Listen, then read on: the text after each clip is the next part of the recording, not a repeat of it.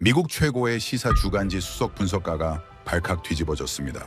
20년간 전 세계 국가들의 국력을 분석해온 베테랑이었죠. 그런 그가 컴퓨터 화면 앞에서 고개를 저었습니다. 데이터가 잘못됐다고 확신했거든요. 한국이 세계 6위라니, 일본보다 위라니, 프랑스보다 위라니 말도 안 된다고 생각했습니다. 그는 곧바로 검증에 들어갔습니다. 분명히 오류가 있을 거라고 믿었죠. 하지만 데이터는 거짓말을 하지 않았습니다. 군사력, 경제력, 외교력, 거의 모든 지표에서 한국은 압도적이었습니다. 그제야 그의 표정이 변했습니다. 의심에서 당혹으로, 당혹에서 경이로. 하지만 진짜 충격은 따로 있었습니다. 그가 직접 한국 땅을 밟았을 때 벌어진 일이었죠.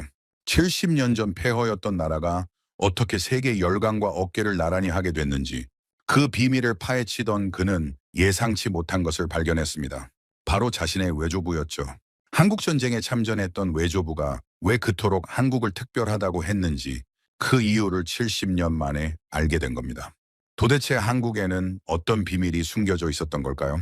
숫자로는 설명되지 않는 이 나라의 진짜 힘은 무엇이었을까요? 냉철한 분석가의 심장을 뛰게 만든 것은 과연 무엇이었을까요? 그 놀라운 이야기를 지금 바로 시작합니다. 영상 시작 전 구독과 좋아요는 대한민국을 알리는데 큰 힘이 됩니다. 안녕하세요. 저는 미국 워싱턴 DC에서 국제 분석가로 일하고 있는 제임스 카터입니다. 올해로 46살이 됐고 US 뉴스 애널드 리포트에서 20년째 세계 각국의 국력을 분석하는 일을 하고 있죠. 제가 이 이야기를 들려드리려는 건 지난 2024년 가을에 있었던 일 때문입니다. 그날도 저는 평소처럼 사무실에 앉아 있었습니다. 매년 발표하는 세계 최강국 순위 보고서 마감이 코앞이었거든요. 연구팀이 올려준 최종 데이터를 검토하던 중이었죠. 미국이 1위인 건 당연했고 중국이 2위, 러시아가 3위, 독일이 4위, 영국이 5위. 여기까진 예상대로였습니다. 문제는 6위였어요. 저는 눈을 의심했습니다. 한국이라고 적혀 있었거든요. 대한민국, 리퍼블릭 오브 코리아. 저는 모니터를 다시 들여다봤습니다. 7위는 프랑스였고 8위는 일본이었죠. 한국이 프랑스와 일본을 제쳤다는 뜻이었습니다. 솔직히 말씀드리면 저는 한국에 대해 아는 게 별로 없었습니다. 삼성이라는 회사가 있다는 것, BTS라는 가수가 유명하다는 것, 그 정도였죠. 그런 나라가 세계 6위라고요. 지파로 조달러 경제대국 프랑스보다 위라고요. 저는 고개를 저었습니다. 연구팀장을 불렀습니다. 데이터 검증을 다시 하라고 지시했죠.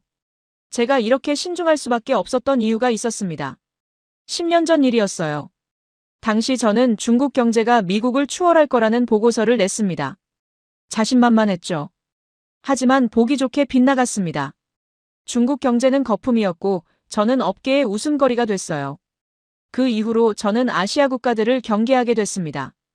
과대평가하면 안 된다고 스스로에게 다짐했죠. 그런데 연구팀이 가져온 재검증 결과는 똑같았습니다. 오류가 아니었어요. 군사력 지표에서 한국은 세계 5위권이었고 방위산업 수출은 급성장 중이었습니다. 경제 규모는 세계 13위였지만 기술 혁신 지수는 상위권이었죠. 게다가 문화 영향력은 측정 불가 수준이었습니다. 전 세계에서 한국 드라마와 음악이 휩쓸고 있었거든요. 저는 의자에 깊숙이 기대 앉았습니다. 이게 가능한 일인가? 70년 전만 해도 전쟁으로 폐허가 됐던 나라가, 땅도 좁고 자원도 없는 나라가 어떻게 세계 6위가 된 거지? 그 순간 문득 외조부의 얼굴이 떠올랐습니다. 한국 전쟁에 참전했던 외조부. 어린 시절 무릎에 앉혀놓고 이런 말을 했었죠. 코리아 사람들은 특별해. 절대 포기하지 않거든. 저는 그때 그 말의 의미를 몰랐습니다. 하지만 이 데이터를 보는 순간 갑자기 궁금해졌어요. 외조부가 본 한국은 대체 어떤 나라였던 걸까? 그리고 지금의 한국은 정말 이 순위에 걸맞은 나라인 걸까? 다음 날 아침이었습니다. 출근하자마자 편집국장 마크 휘틀리에게서 호출이 왔어요. 그의 사무실 문을 열고 들어갔을 때 분위기가 심상치 않았죠. 마크는 창문을 등지고 서 있었고 표정이 굳어 있었습니다. 자리에 앉으라는 말도 없이 바로 본론으로 들어갔어요. 한국 순위권이라며 말을 꺼내더군요. 저는 그래서 검증을 다시 했다고 답했습니다. 데이터상으로는 문제가 없다고요. 그런데 마크의 반응이 이상했습니다. 데이터가 문제가 아니라고 하더군요. 마크가 설명을 시작했습니다. 우리 잡지의 주요 광고주 중에 일본 기업들이 있다고요. 그들이 한국 순위에 대해 불쾌감을 표시했다는 겁니다. 일본이 한국보다 아래라는 게 말이 되냐면서요. 광고 계약 갱신을 앞두고 있는데 이게 부담이 된다고 했습니다. 저는 어이가 없었어요. 그래서 순위를 조작하라는 말이냐고 물었죠. 마크는 조작이라는 단어는 쓰지 않았습니다. 다만 해석의 여지가 있지 않겠냐고 했어요. 가중치를 조금 다르게 적용하면 순위가 바뀔 수도 있지 않겠냐면서요. 저는 대답하지 않았습니다. 마크는 생각해보라는 말을 남기고 저를 내보냈죠. 사무실로 돌아오는 발걸음이 무거웠습니다. 솔직히 말하면 마크의 제안이 솔깃한 부분도 있었어요. 어차피 저도 한국 순위가 과하다고 생각하고 있었으니까요. 가중치를 살짝 조정해서 한국을 8위나 9위 정도로 내리면 어떨까? 그러면 광고주 문제도 해결되고 제 의심도 풀리고요. 하지만 동시에 찝찝했습니다. 분석가로서 데이터를 조작하는 건 금기거든요. 아무리 작은 조정이라도 그건 거짓이었습니다. 저는 20년간 그 원칙을 지켜왔어요. 그날 밤 집에 돌아와서 아내 캐서린에게 이야기를 털어놨습니다. 캐서린은 대학에서 역사학을 가르치는 사람이에요. 제 고민을 듣더니 한참을 생각하다가 입을 열었죠. 그 나라가 정말 과대평가된 건지 직접 확인해 볼 생각은 없느냐고요. 저는 멈칫했습니다. 직접 가보라고요. 캐서린이 고개를 끄덕였어요. 당신은 20년간 숫자만 봐왔다면서요. 가끔은 현장을 봐야 진짜가 보이는 법이라고요. 데이터가 맞는지 틀린지 한국에 가서 직접 확인해 보라고 했습니다. 그 말이 마음에 걸렸습니다. 사실 저는 분석가이지 기자가 아니에요. 현장 취재 같은 건 해본 적이 없었죠. 하지만 캐서린 말이 맞았습니다. 책상 앞에서 고민만 하고 있으면 아무것도 해결되지 않을 거였어요. 그렇다고 바로 결심이 선 건 아니었습니다. 출장을 가려면 명분이 필요했고 편집국장을 설득해야 했거든요. 무엇보다 제 안에 두려움이 있었습니다. 만약 가서 확인해봤는데 정말 한국이 과대평가된 거면 어쩌지? 아니면 반대로 데이터가 맞는데 제가 또 아시아에 속는 거면 어쩌지? 어느 쪽이든 두려웠습니다. 저는 그날 밤 잠을 설쳤어요. 천장을 보며 외조부 생각을 했습니다. 외조부라면 뭐라고 했을까? 아마 이렇게 말했을 거예요. 겁먹지 마라 제임스. 진실은 항상 확인할 가치가 있단다. 며칠이 지났습니다. 저는 여전히 결정을 내리지 못하고 있었어요. 한국에 갈 것인가 말 것인가. 매일 아침 출근해서 데이터를 들여다보다가 퇴근하는 일상이 반복됐죠. 마크 편집국장은 더 이상 직접적으로 압박하지 않았지만 복도에서 마주칠 때마다 의미심장한 눈빛을 보냈습니다. 결정하라는 무언의 재촉이었죠. 그러던 어느 날이었습니다. 국제경제 콘퍼런스가 워싱턴에서 열렸어요. 세계 각국의 싱크탱크 대표들과 언론사 분석가들이 모이는 연례 행사였죠. 저도 당연히 참석해야 했습니다. US 뉴스 애널드 리포트를 대표하는 자리였으니까요. 콘퍼런스 둘째 날 오후였습니다. 아시아 경제 전망이라는 주제로 패널 토론이 진행되고 있었어요. 저는 객석에 앉아서 메모를 하고 있었죠. 그때 무대 위에 한 사람이 올라갔습니다. 일본 경제연구소 소장 나카무라 케니치였어요. 61살의 백발 신사였는데 일본 재계에서 상당한 영향력을 가진 인물로 알려져 있었습니다. 나카무라 소장은 마이크를 잡더니 의외의 말을 꺼냈습니다. 최근 일부 서방 언론에서 한국의 국력을 과대평가하는 경향이 있다면서요. 특히 한국이 일본보다 상위에 랭크됐다는 보도가 있는데 이는 명백한 데이터 오류라고 주장했습니다. 그러면서 이런 부정확한 분석이 국제사회에 혼란을 준다고 목소리를 높였어요. 저는 순간 얼굴이 화끈거렸습니다. 나카무라 소장이 직접 우리 잡지 이름을 언급하지는 않았지만 누가 봐도 우리 보고서를 겨냥한 발언이었거든요. 주변에 앉은 다른 분석가들이 저를 슬쩍 쳐다봤습니다. 저는 고개를 숙이고 메모장만 들여다봤어요. 나카무라 소장의 발언은 계속됐습니다. 한국은 여전히 개발도상국 수준의 국가 시스템을 가지고 있다면서요. 군사력도 미국의 지원 없이는 유지가 불가능하고 경제도 대기업 몇 개에 의존하는 취약한 구조라고 했습니다. 문화 영향력이라는 것도 일시적인 유행에 불과하다고 폄하했죠. 객석에서 박수가 터져나왔습니다. 주로 일본 측 참석자들이었어요. 저는 그 박수 소리를 들으며 이상한 감정이 올라오는 걸 느꼈습니다. 분노였어요. 하지만 그게 누구를 향한 분노인지는 명확하지 않았습니다. 나카무라 소장을 향한 건지 아니면 제 자신을 향한 건지요. 콘퍼런스가 끝나고 호텔 로비에서 커피를 마시고 있을 때였습니다. 누군가 제 옆에 와서 앉았어요. 후배 기자 데이빗 첸이었습니다. 대만계 미국인인 데이빗은 아시아 이슈에 관심이 많은 친구였죠. 그가 조심스럽게 입을 열었습니다. 나카무라 소장 발언 들었느냐고요. 저는 고개를 끄덕였습니다. 데이빗이 말을 이었어요. 선배 생각은 어떠냐고요. 한국이 정말 과대평가된 거냐고 물었습니다. 저는 잠시 생각하다가 솔직하게 대답했어요. 모르겠다고요. 데이터상으로는 한국이 6위가 맞는데 제 상식으로는 이해가 안 된다고요. 데이빗이 웃었습니다. 그러면서 한 가지 제안을 했어요. 직접 가보면 어떻겠냐고요.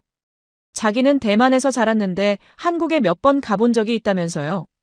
숫자로는 설명이 안 되는 뭔가가 있는 나라라고 했습니다. 백문이 불여일견이라고요. 그 순간 며칠 전 아내 캐서린이 했던 말이 떠올랐습니다. 가끔은 현장을 봐야 진짜가 보인다던 말이요. 두 사람이 똑같은 조언을 하고 있었습니다. 저는 커피잔을 내려놓고 생각에 잠겼어요. 문득 나카무라 소장의 얼굴이 떠올랐습니다. 그가 한국을 폄하할 때 보였던 자신만만한 표정이요. 그 표정이 저를 자극했습니다. 만약 나카무라 소장이 옳다면 저는 데이터를 수정해야 했어요. 하지만 만약 그가 틀렸다면요. 그렇다면 저는 제 분석을 당당하게 발표할 수 있는 거였습니다. 어느 쪽이든 확인이 필요했습니다. 책상 앞에 앉아서 고민만 하고 있으면 아무것도 달라지지 않았어요. 저는 결심했습니다. 한국에 가보기로요. 직접 눈으로 보고 귀로 듣고 판단하기로 했습니다. 그날 밤 집에 돌아와서 캐서린에게 말했습니다. 한국에 가보겠다고요. 캐서린은 미소를 지었습니다. 잘 생각했다면서 응원해줬어요. 그리고 한 가지를 덧붙였죠. 외조부님 생각도 나겠다고요. 외조부가 그렇게 좋아하던 나라니까요. 저는 고개를 끄덕였습니다. 사실 외조부 생각이 계속 나고 있었거든요. 70년 전에 외조부가 피 흘려 지킨 땅이 지금 어떻게 됐는지. 그게 궁금하기도 했습니다. 다음 날 아침 편집국장 마크를 찾아갔습니다. 한국 출장을 가겠다고 했어요. 데이터 검증 차원에서 현장 취재가 필요하다고 명분을 댔죠. 마크는 잠시 저를 바라보다가 고개를 끄덕였습니다. 좋다면서 허락해줬어요. 아마 제가 한국에 가서 한국이 과대평가됐다는 증거를 가져오길 바랐던 거겠죠. 저는 사무실로 돌아와서 바로 항공권을 예약했습니다. 일주일 후 서울행 비행기였어요. 그리고 한국 관련 자료를 모으기 시작했습니다. 군사력 현황, 방위산업 수출 실적, 문화 콘텐츠 수출 규모. 숫자들이 쏟아져 나왔지만 여전히 실감이 나지 않았습니다. 과연 이 숫자들이 진짜일까? 일주일 후면 알게 되겠죠. 비행기가 인천공항에 착륙했을 때 저는 창밖을 내다봤습니다. 구름 사이로 한반도가 보였어요. 생각보다 작았습니다. 정말 이 작은 땅에서 세계 6위의 국력이 나온단 말인가. 여전히 믿기 어려웠죠. 입국 심사를 마치고 도착 게이트를 나섰을 때 한 여성이 제 이름이 적힌 팻말을 들고 서 있었습니다. 한국관광공사 외신 담당 김서연이었어요. 32살이라고 했는데 굉장히 밝고 에너지가 넘치는 사람이었죠. 환하게 웃으면서 저를 맞이해줬습니다. 공항에서 서울 시내로 향하는 차 안에서 김서연이 이것저것 설명을 해줬습니다. 인천공항이 몇 년 연속 세계 최고의 공항으로 선정됐다는 것. 공항철도를 타면 서울 도심까지 43분밖에 안 걸린다는 것. 저는 듣는 둥 마는 둥 창밖을 바라봤어요. 고속도로를 달리면서 눈에 들어온 건 깔끔하게 정비된 도로와 현대적인 건물들이었습니다. 솔직히 말하면 예상과 달랐어요. 어딘가 덜 발전된 아시아 도시의 모습을 상상했거든요. 하지만 눈앞에 펼쳐진 풍경은 미국 어느 대도시 못지않았습니다. 아니, 어떤 면에서는 더 깨끗하고 정돈돼 보였죠. 그래도 저는 쉽게 감동받지 않으려 했습니다. 화려한 외관은 중국에도 있었으니까요. 중요한 건 겉이 아니라 속이었습니다. 첫 일정은 전쟁기념관이었습니다. 김서연이 예약을 해뒀다면서 그곳으로 안내했어요. 서울 용산에 있는 거대한 기념관이었죠. 입구에 들어서니 한 중년 남성이 기다리고 있었습니다. 강민수 학예연구관이었어요. 63세 온화한 인상을 가진 분이었죠. 강민수 학예사가 기념관을 안내해줬습니다. 한국전쟁 전시관부터 시작했어요. 1950년 북한의 남침으로 시작된 전쟁. 낙동강까지 밀렸다가 인천 상륙작전으로 반격한 이야기. 중공군 개입으로 다시 후퇴했다가 치열한 전투 끝에 휴전에 이른 과정. 교과서에서 읽은 내용이었지만 실제 유물과 사진을 보니 느낌이 달랐습니다. 강민수 학예사가 물었습니다. 혹시 한국전쟁에 참전한 가족이 있느냐고요?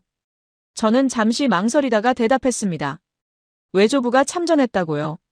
로버트 밀러라는 이름의 미 육군 병사였다고요.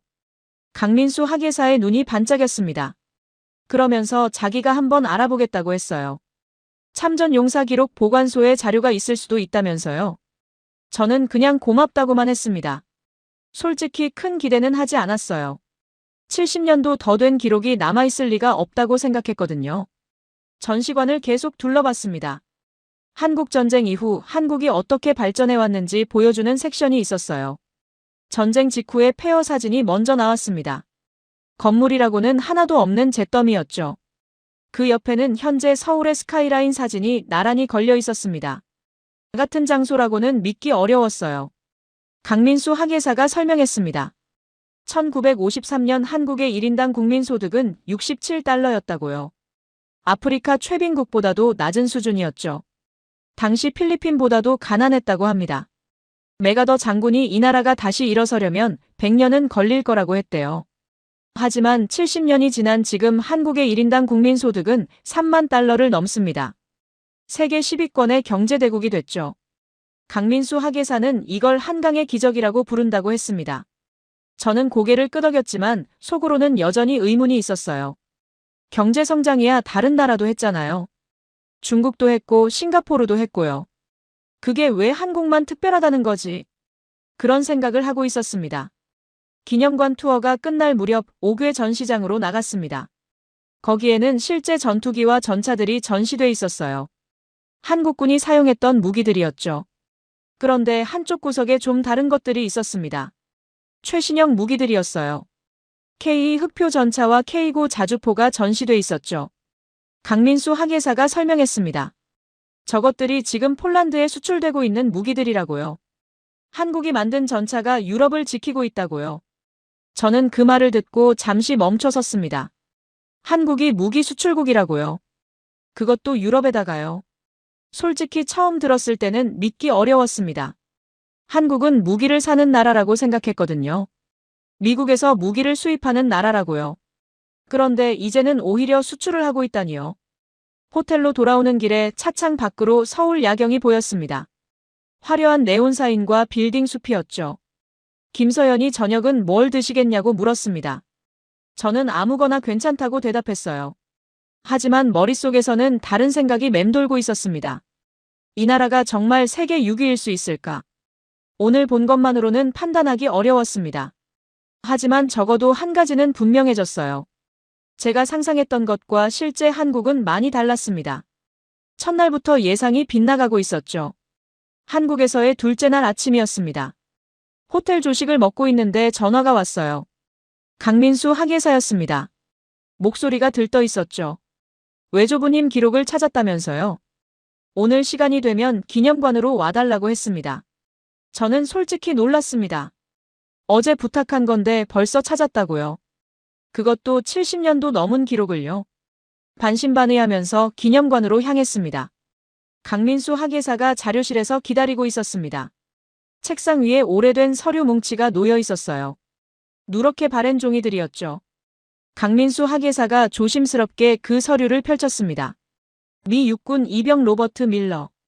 1951년 낙동강 전투 참전.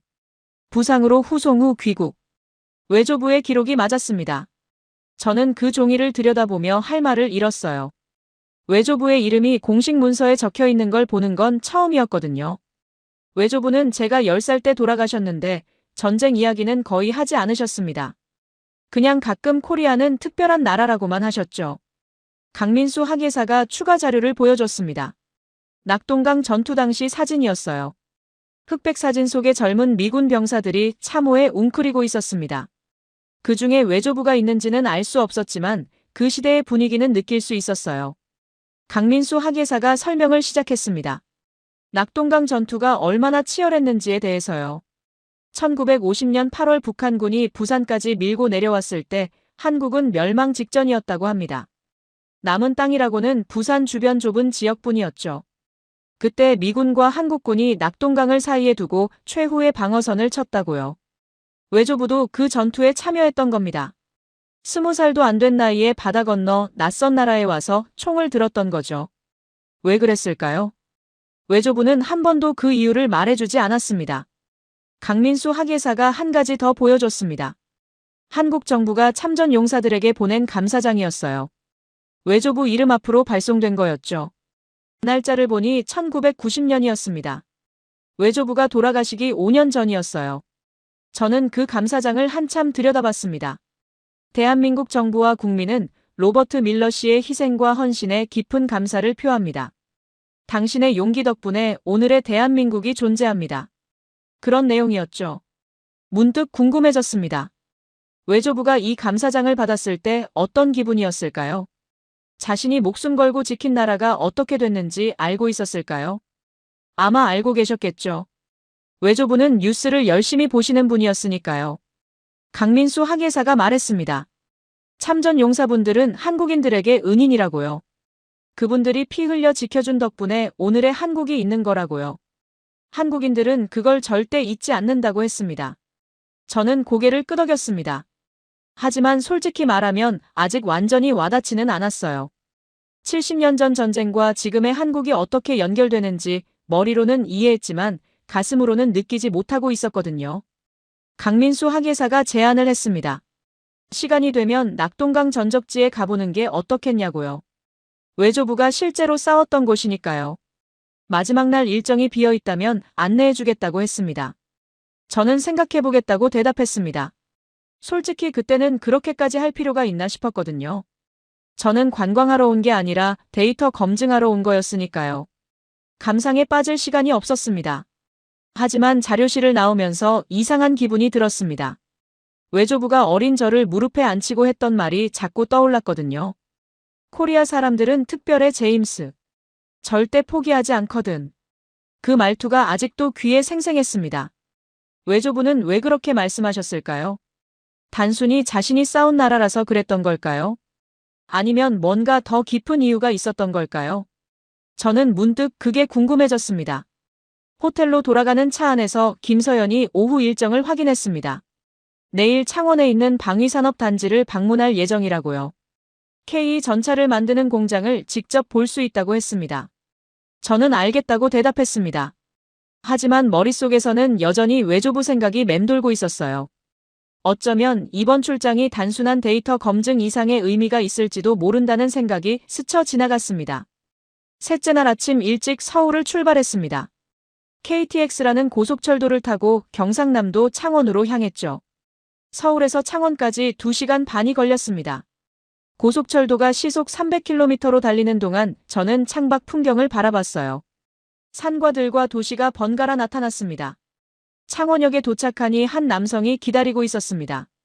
국방과학연구소 홍보담당관 박준혁이었어요. 39살의 과묵한 인상을 가진 사람이었죠. 악수를 하면서 간단히 인사를 나눴습니다.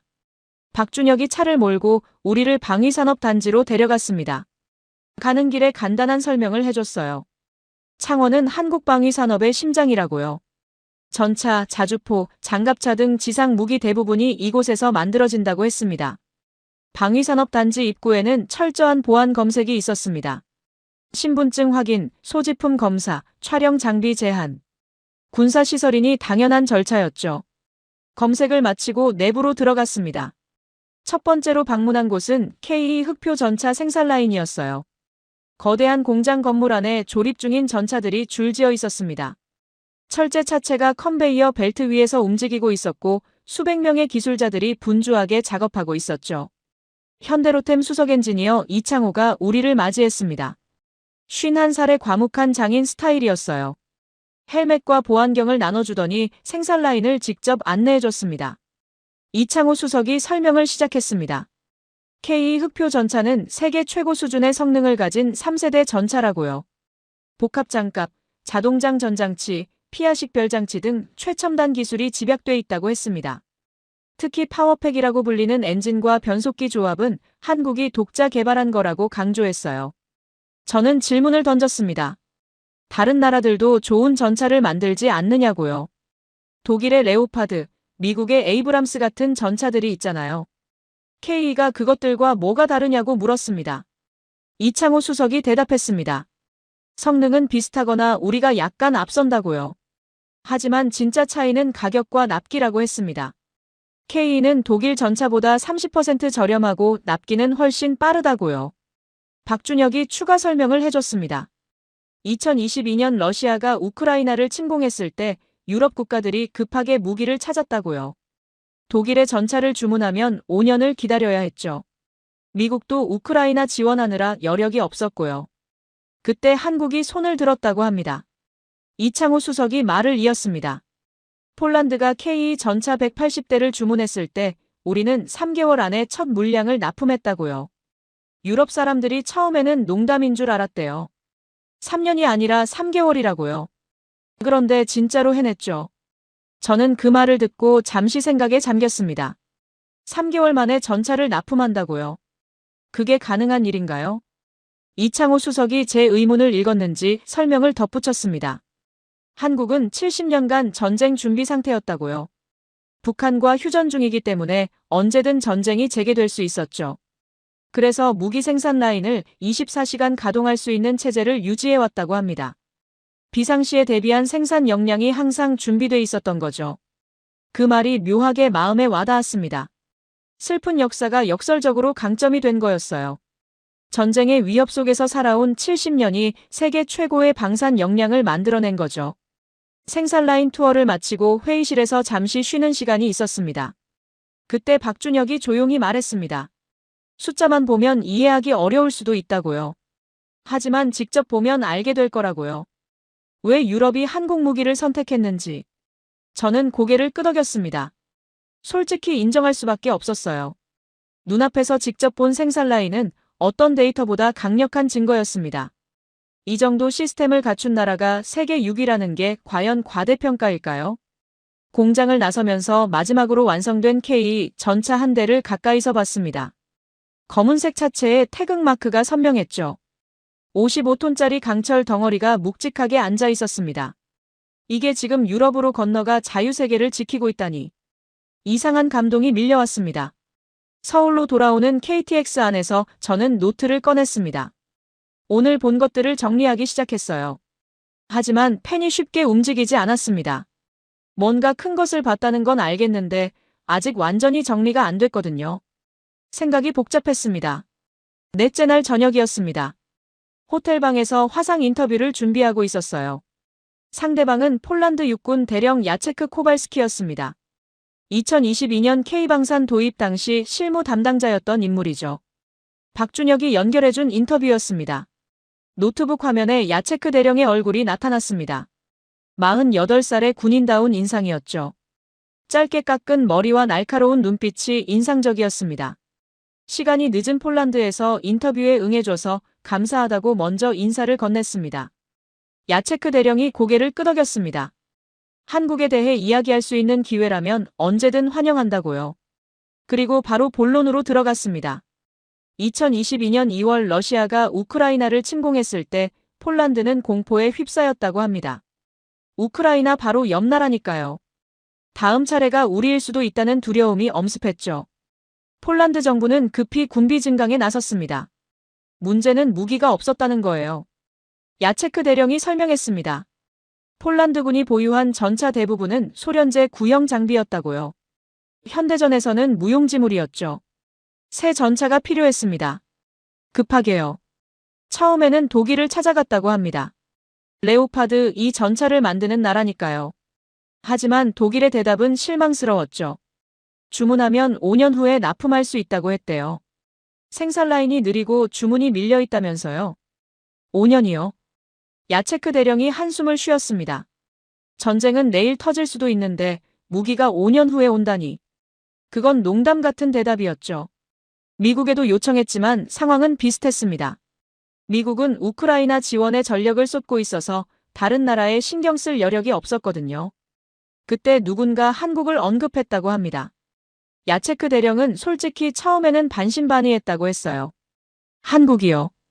우리가 아는 한국말인가요? K-팝이랑 삼성 만드는 나라 말인가요? 그 나라가 전차를 만든다고요. 하지만 자료를 검토해보니 놀라웠다고 합니다. K 흑표 전차는 독일 레오파드와 성능이 대등했어요. 어떤 부분에서는 오히려 앞섰죠. 가격은 30% 저렴했고요. 결정적인 건 납기였습니다. 한국 측에서 3개월 안에 첫 물량을 납품하겠다고 했거든요. 야체크 대령이 당시 상황을 회상했습니다. 3년이 아니라 3개월이라고요. 처음에는 농담인 줄 알았다고 합니다. 담당자에게 다시 확인했더니 진짜 3개월이 맞다고 했죠. 믿기 어려웠지만 선택의 여지가 없었다고요. 계약을 체결했습니다. 그리고 정말로 3개월 후 폴란드 항구에 K 전차가 도착했습니다. 야체크 대령의 목소리가 떨렸습니다. 부두에서 전차가 내려오는 걸 봤을 때 눈물이 났다고요. 거짓말 안 하고 정말 울었다고 합니다. 왜 울었냐고 물었습니다. 야체크 대령이 잠시 말을 멈췄다가 대답했습니다. 우리가 버려지지 않았다는 걸 알았기 때문이라고요. 유럽의 강대국들은 우리를 도와주지 않았지만 지구 반대편에 있는 한국이 손을 내밀었다고요. 그게 감동이었다고 합니다. 저는 조용히 듣고 있었습니다. 야체크 대령이 말을 이었어요. 한국 사람들은 자기들도 전쟁의 위험 속에서 산다는 걸 알고 있다고요. 북한이 바로 옆에 있으니까요. 그래서 폴란드의 상황을 이해했던 거라고 생각한다고 했습니다. 전쟁을 겪어본 나라만이 전쟁의 공포를 안다. 야체크 대령이 그렇게 말했습니다. 한국은 그걸 알고 있었기에 우리를 도왔던 거라고요. 인터뷰가 끝나갈 무렵 야체크 대령이 마지막으로 한마디를 덧붙였습니다. 한국은 우리의 진정한 친구라고요. 숫자나 순위로는 설명되지 않는 가치가 있는 나라라고 했습니다. 화상 연결이 끊어진 후 저는 한참을 가만히 앉아 있었습니다. 노트북 화면이 검게 꺼져 있었지만 야체크 대령의 목소리가 계속 귀에 맴돌았어요. 눈물이 났다고요. 버려지지 않았다는 걸 알았다고요. 그 말이 자꾸 마음에 걸렸습니다. 저는 지금까지 국력을 숫자로만 분석해왔습니다. GDP, 군사비, 수출액 같은 것들이요. 하지만 야체크 대령의 증언은 숫자에 담기지 않는 무언가를 보여줬어요. 신뢰, 연대, 공감, 그런 것들이요. 한국이 폴란드를 도운 건 단순히 돈을 벌기 위해서만이 아니었습니다. 같은 처지에 있는 나라를 이해했기 때문이죠. 그 이해가 3개월 만에 납품을 가능하게 한 거였습니다. 다섯째 날 아침이었습니다. 호텔에서 늦게까지 자료를 정리하다가 겨우 잠이 들었는데 새벽에 전화벨 소리에 깼어요. 시차를 고려하지 않은 전화였죠. 발신자를 보니 편집국장 마크 휘틀리였습니다. 전화를 받자마자 마크의 목소리가 들려왔습니다. 평소와 달리 날카로운 톤이었죠. 지금 뭐 하고 있느냐고 물었습니다. 저는 취재 중이라고 대답했어요. 예정대로 일주일 일정을 소화하고 있다고요. 마크가 말을 끊었습니다. 취재 그만하고 돌아오라고 하더군요. 저는 무슨 소리냐고 되물었습니다. 아직 일정이 절반도 안 끝났는데요. 마크가 한숨을 내쉬었습니다. 그리고 설명을 시작했어요. 일본 쪽에서 움직임이 있었다고 합니다. 나카무라 소장이 국제 언론에 기사를 띄웠다는 거죠. US 뉴스 분석가가 한국에 매수됐다는 내용이었습니다. 저는 어이가 없었습니다. 매수라고요. 저는 정당하게 취재하러 온 건데요. 마크가 말을 이었습니다. 자기도 안다고요. 하지만 기사가 나가버렸고 본사에서 난리가 났다고 했습니다. 광고주들이 연락을 해왔다고 해요. 특히 일본 기업들이요. US 뉴스의 중립성이 의심된다면서 광고 계약을 재검토하겠다고 했답니다. 이사회에서도 문제 삼기 시작했다고요. 마크의 목소리가 더 낮아졌습니다. 솔직히 말해서 당장 귀국해서 이 상황을 수습해야 한다고요. 그리고 보고서 순위는 자기가 조정하겠다고 했습니다. 한국을 9위 정도로 내리면 일본 측도 어느 정도 만족할 거라고요. 저는 전화기를 꼭 쥐었습니다. 손에 힘이 들어갔어요. 마크에게 물었습니다. 데이터가 맞는데도 순위를 내리라는 거냐고요. 마크가 잠시 침묵하다가 대답했습니다. 데이터보다 중요한 게 있다고요. 잡지의 생존이라고요. 저는 대답하지 않았습니다. 마크가 재촉했어요. 오늘 중으로 항공편 바꿔서 돌아오라고요. 그리고 전화를 끊었습니다. 저는 한참 동안 침대에 앉아 있었습니다. 창밖으로 서울의 아침 햇살이 들어오고 있었지만 제 머릿속은 어두웠어요. 어떻게 해야 할지 모르겠더군요. 솔직히 말하면 마크의 제안이 솔깃한 면이 있었습니다. 지금 돌아가서 순위를 조정하면 모든 게 끝나는 거였죠. 광고주도 만족하고 직장도 지킬 수 있고요. 한국을 6위에서 9위로 내리는 게 뭐 그리 대단한 일인가요? 어차피 숫자 몇 개 차이인데. 하지만 동시에 다른 생각도 들었습니다. 이번 주 동안 제가 본 것들이 떠올랐어요. 전쟁기념관에서 본 외조부의 기록. K 전차 생산 라인의 열기. 야체크 대령의 떨리는 목소리. 그것들이 전부 거짓이었나요? 아니었죠. 데이터도 거짓말을 하지 않았습니다. 군사력, 경제력, 문화 영향력. 모든 지표에서 한국은 6위에 해당하는 성과를 보여주고 있었어요. 제가 직접 확인한 거였습니다. 그렇다면 왜 순위를 내려야 하죠? 광고주가 불쾌해서요. 일본이 싫어해서요. 그게 분석가가 진실을 왜곡할 이유가 되나요?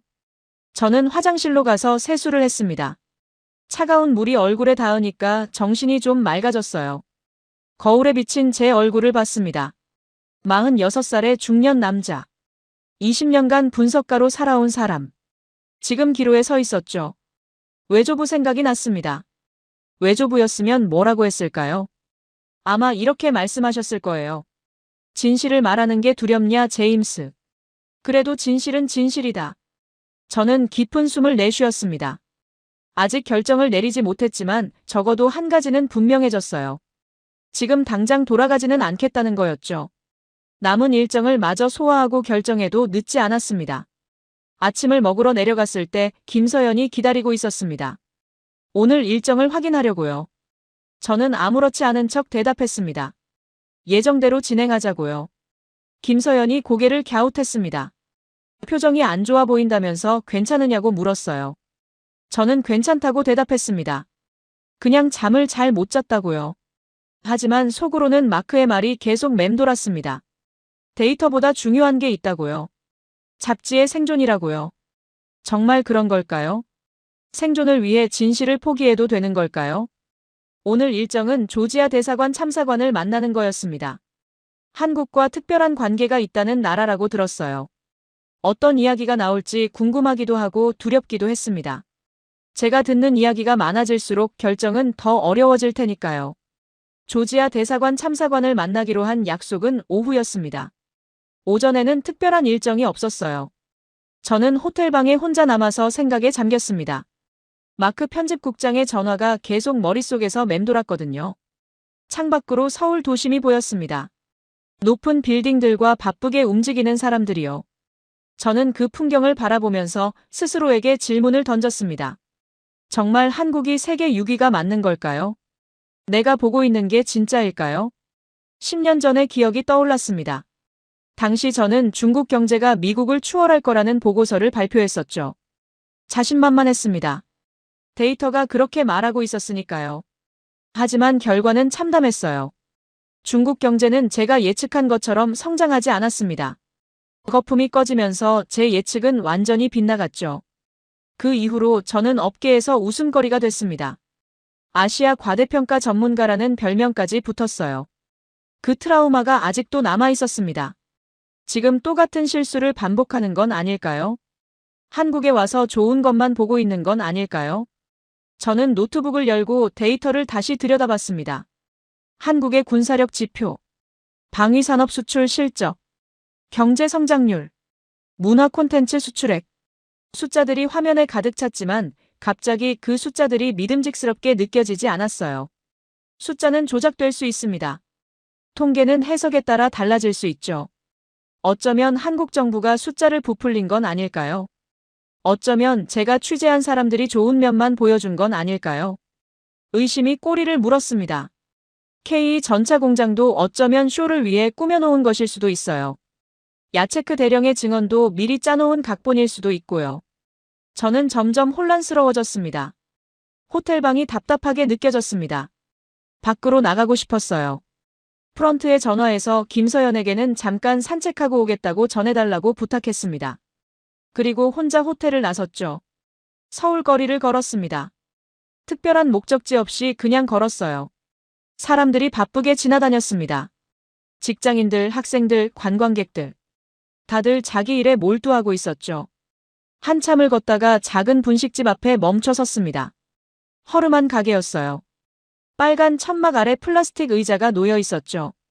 배가 고프지는 않았지만 왠지 들어가고 싶었습니다. 발걸음이 자연스럽게 그쪽으로 향했어요. 가게 안에는 아주머니 한 분이 계셨습니다. 예수는 넘어 보이는 분이었죠. 저를 보더니 환하게 웃으면서 어서 오라고 하셨어요. 영어를 못하시는 것 같았지만 손짓으로 메뉴를 가리키셨습니다.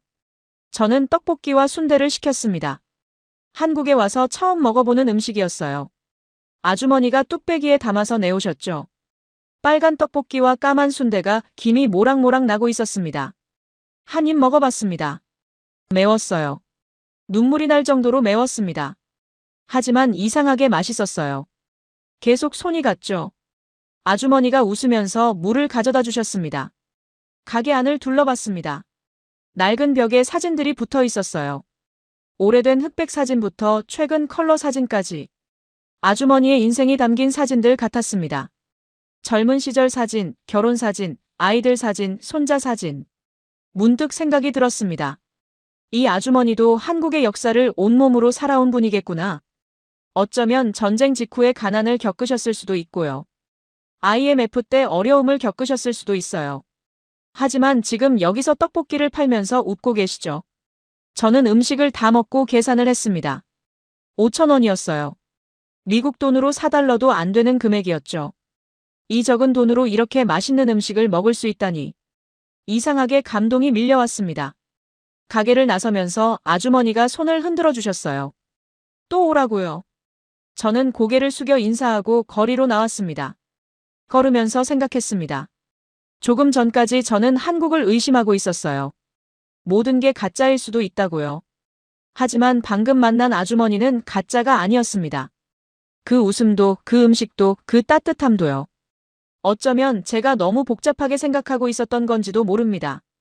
데이터와 숫자에만 매달려서 눈앞에 있는 진짜를 보지 못하고 있었던 거죠. 호텔로 돌아오는 길에 마음이 조금 가벼워졌습니다. 아직 결론을 내린 건 아니었어요.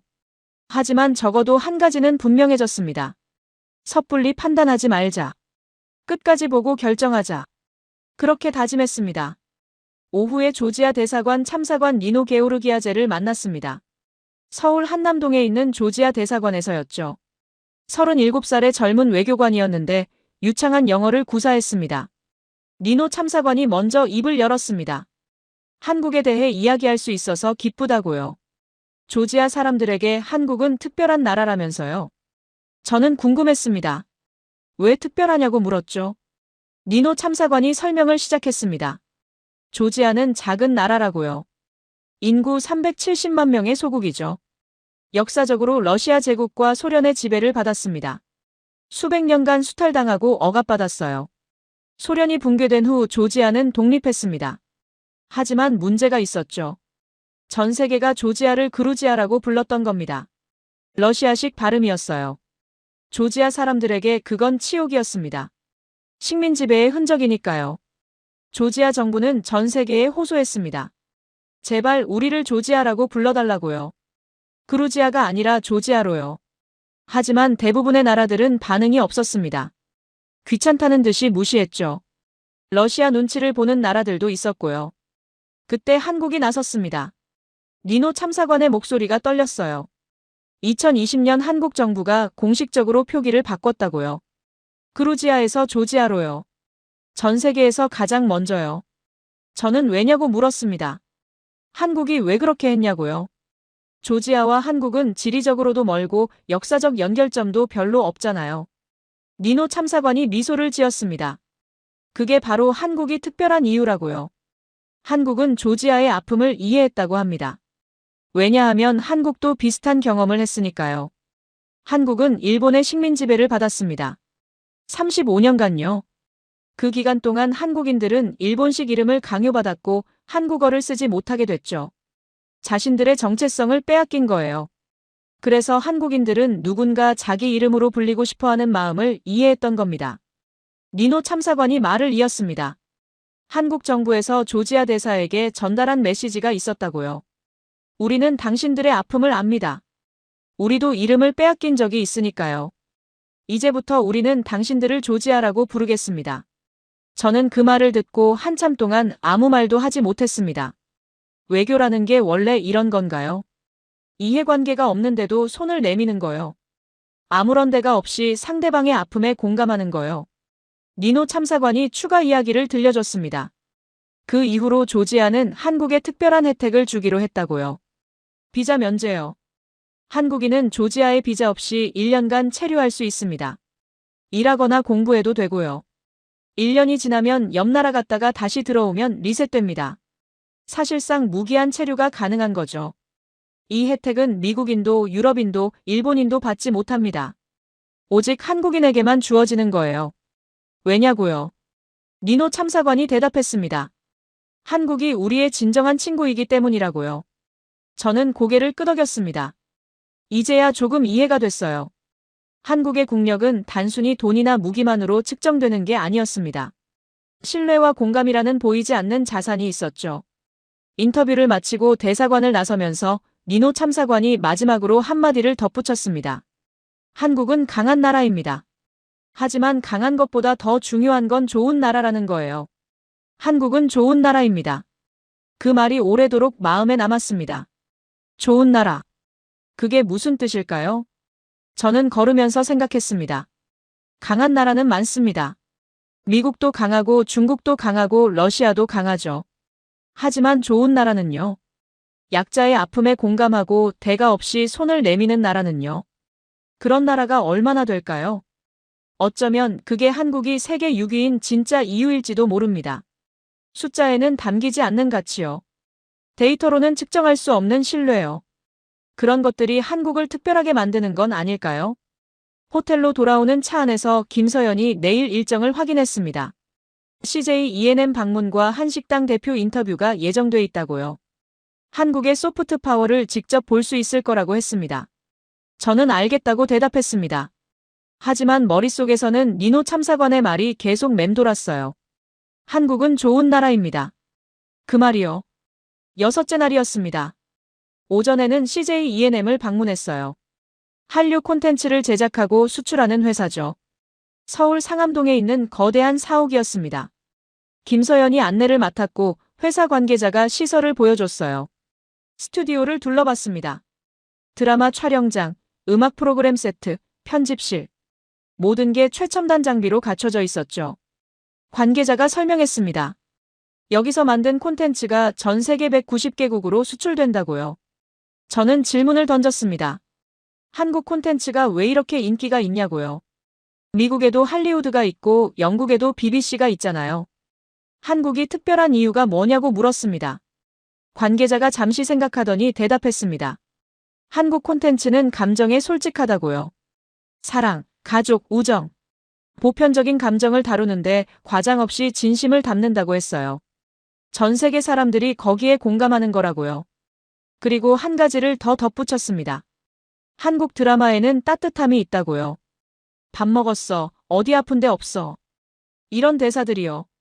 다른 나라 드라마에서는 잘 볼 수 없는 섬세한 배려가 담겨 있다고 했습니다. 저는 고개를 끄덕였습니다. 솔직히 저도 한국 드라마를 몇 편 본 적이 있었거든요. 아내 캐서린이 추천해줘서요. 처음에는 별 기대 없이 봤는데 어느새 빠져들었던 기억이 났습니다. CJ E&M 방문을 마치고 오후에는 윤미정 대표를 만났습니다. 뉴욕에서 미슐랭별을 받은 한식당의 창업자였죠. 지금은 서울에 본점을 내고 역진출한 상태였습니다. 53살의 윤미정 대표는 자신의 이야기를 들려줬습니다. 2000년대 초반 뉴욕으로 건너갔을 때 한식당은 인정받지 못했다고요. 한국 음식은 그냥 아시안 푸드의 하나일 뿐이었죠. 제대로 된 파인다이닝 취급을 못 받았습니다. 하지만 윤미정 대표는 포기하지 않았습니다. 한식의 진가를 알리기 위해 15년을 노력했다고요. 발효라는 한식의 핵심 기술을 현대적으로 재해석했습니다. 김치, 장류, 젓갈. 한국인들이 수천 년간 발전시켜온 발효 문화를 뉴욕 입맛에 맞게 풀어냈죠. 결과는 성공이었습니다. 미슐랭 별을 받았고 뉴욕타임스가 극찬했어요. 이제 뉴욕에서 한 식당은 최고급 레스토랑 대접을 받습니다. 올해 뉴욕에서 미슐랭 별을 받은 한식당이 11곳이라고요. 프랑스 식당 9곳보다 많은 숫자였습니다. 저는 놀랐습니다. 미식의 본고장에서 한식이 프랑스 요리를 제친 거잖아요. 어떻게 가능했냐고 물었습니다. 윤미정 대표가 미소를 지었습니다.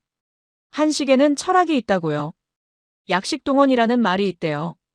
음식과 약은 같은 뿌리라는 뜻이죠. 한국인들은 음식을 단순히 배를 채우는 것으로 보지 않았습니다. 몸과 마음을 치유하는 것으로 봤어요. 그 철학이 현대인들에게 어필한 거라고 합니다. 패스트푸드에 지친 사람들이 한식의 건강함과 깊은 맛에 끌리게 됐다고요. 인터뷰를 마치고 나오면서 생각에 잠겼습니다.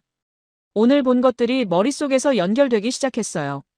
드라마의 따뜻함, 음식의 철학. 둘 다 같은 뿌리에서 나온 것 같았습니다. 한국인들의 정이라는 거요. 정. 영어로는 번역하기 어려운 단어죠. 사랑보다는 가볍고 우정보다는 깊은 감정이에요. 가족 같은 친밀함이라고 할까요?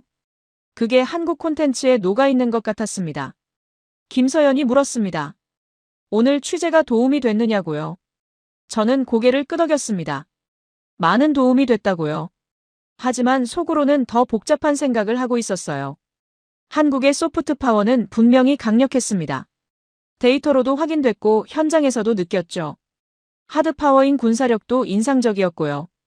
외교력까지 더하면 한국이 세계 6위라는 게 점점 납득이 갔습니다.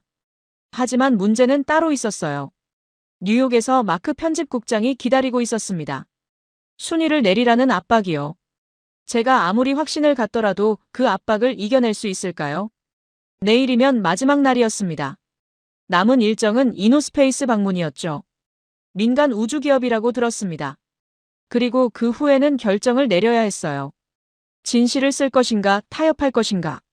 7째 날 한국에서의 마지막 취재 일정이었습니다. 오전에 이노스페이스라는 회사를 방문했어요. 민간 우주 발사체를 개발하는 스타트업이라고 들었습니다. 전남 고흥에 발사장이 있지만 저는 서울 본사에서 관계자를 만났죠. 홍보팀의 한지우가 안내를 맡았습니다. 28살의 젊은 여성이었어요. 눈이 반짝반짝 빛나는 게 인상적이었죠. 회의실로 안내하면서 회사 소개를 해줬습니다. 이노스페이스는 2016년에 설립됐다고요.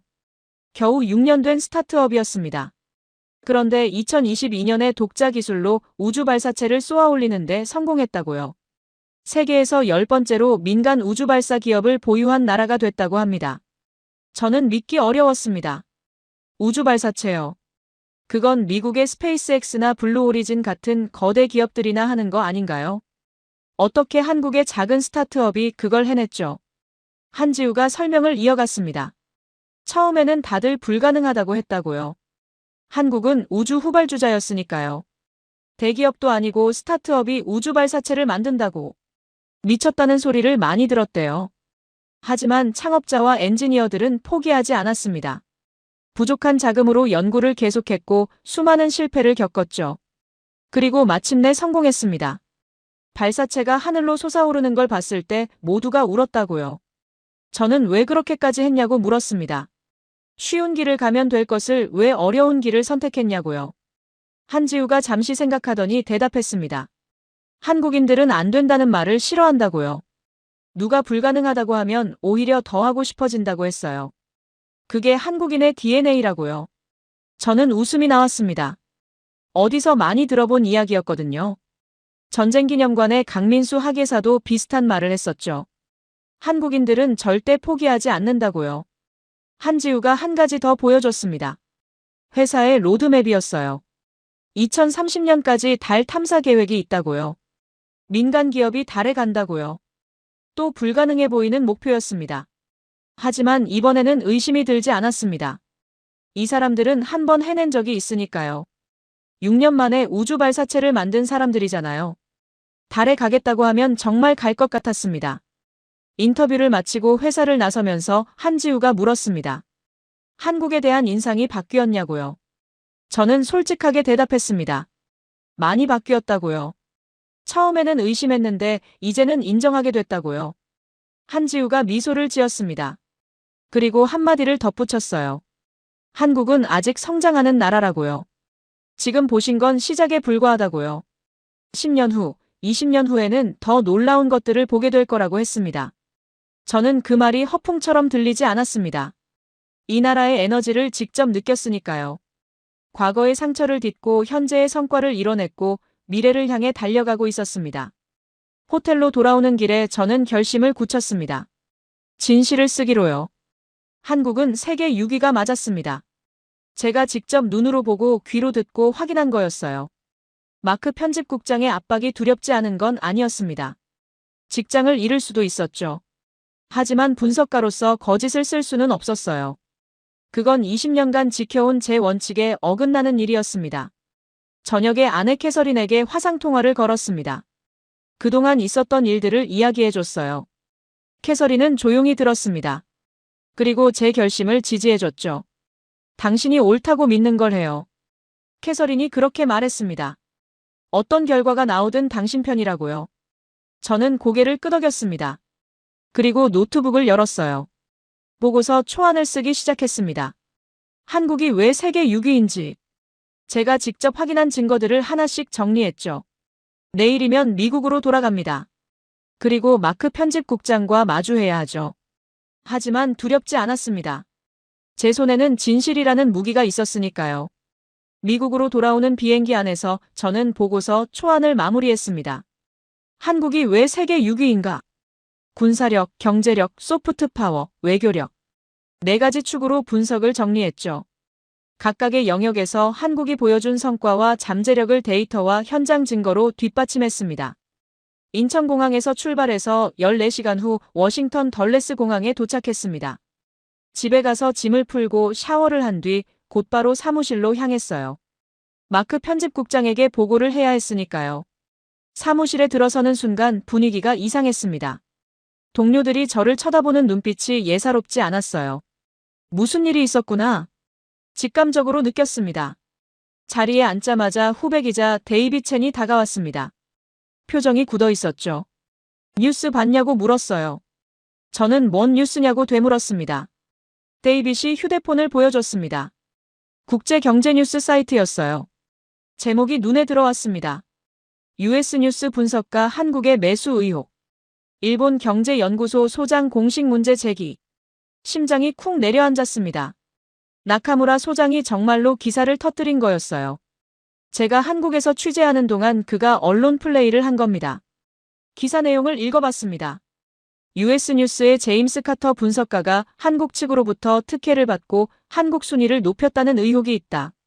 나카무라 소장은 한국 데이터의 신뢰성에 의문을 제기하며 독립적인 검증이 필요하다고 주장했다. 그런 내용이었죠. 터무니없는 이야기였습니다. 저는 어떤 특혜도 받은 적이 없었어요. 정당하게 취재하고 데이터를 검증했을 뿐이었죠. 하지만 기사는 이미 나갔고 퍼지고 있었습니다. 그때 마크 편집국장에게서 호출이 왔습니다. 사무실로 오라고요. 저는 깊은 숨을 내쉬고 그의 방으로 향했습니다. 마크가 창가에 서 있었습니다. 돌아서지도 않고 말을 시작했어요. 상황이 복잡해졌다고요. 광고주들이 난리가 났고 이사회에서도 문제 삼기 시작했다고 합니다. 잡지의 신뢰도가 흔들리고 있다고요. 저는 대답했습니다. 저는 아무것도 잘못한 게 없다고요. 정당하게 취재했고 데이터도 검증했다고요. 나카무라 소장의 주장은 근거 없는 비방이라고요. 마크가 고개를 저었습니다. 사실이 뭔지는 중요하지 않다고요. 여론이 어떻게 받아들이느냐가 중요하다고 했습니다. 지금 상황에서 한국 6위 보고서를 그대로 내보내면 잡지가 더 큰 타격을 입을 거라고요. 그러면서 제안을 했습니다. 보고서는 자기가 수정하겠다고요. 한국 순위를 9위 정도로 조정하면 일본 측도 어느 정도 만족할 거라고요. 그렇게 하면 이 난리가 진정될 거라고 했습니다. 저는 잠시 침묵했습니다. 마크의 말이 틀린 건 아니었어요. 현실적으로 생각하면 타협하는 게 나았습니다. 순위 몇 개 차이로 이렇게 싸울 필요가 있을까요? 하지만 동시에 다른 생각도 들었습니다. 한국에서 만난 사람들이 떠올랐어요. 강민수 학예사, 박준혁, 야체크 대령, 니노 참사관, 윤미정 대표 한지욱. 그들의 얼굴이 하나씩 스쳐 지나갔습니다. 그리고 외조부 생각이 났습니다. 외조부는 한국을 특별한 나라라고 했었죠. 70년 전에 피 흘려 지킨 나라가 지금 이렇게 성장했는데 제가 거짓으로 그 성과를 깎아내려도 될까요? 저는 입을 열었습니다. 순위를 조정할 수 없다고요. 데이터가 맞고 현장 검증도 끝났으니 그대로 발표해야 한다고요. 마크의 표정이 굳었습니다. 그러면 당신이 책임져야 할 거라고 했어요. 기사가 나가고 문제가 생기면 당신이 모든 걸 감당해야 한다고요. 저는 알겠다고 대답했습니다. 책임지겠다고요. 그리고 마크의 사무실을 나왔습니다. 복도를 걸으면서 손이 떨리는 걸 느꼈습니다. 방금 제가 뭘 한 거죠? 편집국장에게 대들고 나온 거잖아요. 직장을 잃을 수도 있는 상황이었습니다. 하지만 이상하게 후회는 없었습니다. 오히려 마음이 가벼웠어요. 제가 옳다고 믿는 선택을 했으니까요. 자리로 돌아와서 보고서 파일을 열었습니다. 다시 한번 꼼꼼하게 검토했죠. 이제 이걸 지켜내는 게 제 임무였습니다. 그날 밤 집에 돌아와서 아내 캐서린에게 모든 걸 털어놨습니다. 나카무라 소장의 기사, 마크 편집국장과의 대화, 제가 내린 결정까지요. 캐서린은 조용히 들었습니다. 그리고 제 손을 잡았죠. 당신이 옳다고 생각해요. 캐서린이 그렇게 말했습니다. 진실을 말하는 건 언제나 옳은 일이라고요. 어떤 결과가 나오든 당신 편이라고 했습니다. 저는 고개를 끄덕였습니다. 하지만 솔직히 걱정이 됐어요.